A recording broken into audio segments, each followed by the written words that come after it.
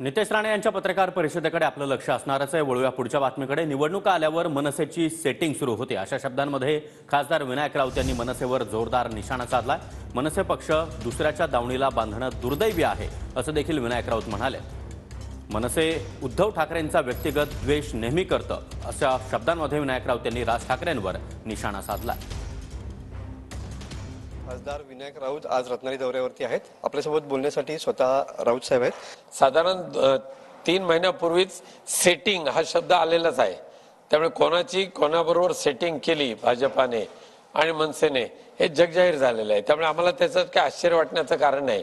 फक्त दुर्दैव एकच आहे मनसैनिकांचं की ज्या पक्षप्रमुखांनी मनसैनिकांना नगरसेवक आमदार खासदार निवडून आणण्यासाठी स्वतःच्या पक्षातील कार्यकर्ते पदाधिकाऱ्यांना न्याय द्यायला पाहिजे, त्याऐवजी दुसऱ्याच्या दावणीला बांधण्याचं काम मनसे हा पक्ष दुसऱ्याच्या भाजपाच्या दावणीला बांधण्याचं काम जे प्रत्येक निवडणुकीच्या वेळेला होतंय हे दुर्दैव आहे।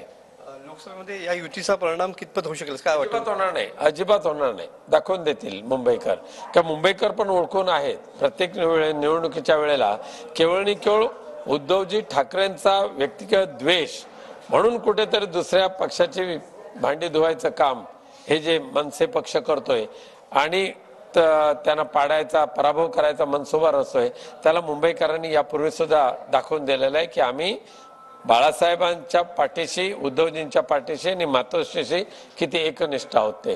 कॅमेरामन समित गजनेसह मनोज लेले, TV9 मराठी, रत्नागिरी।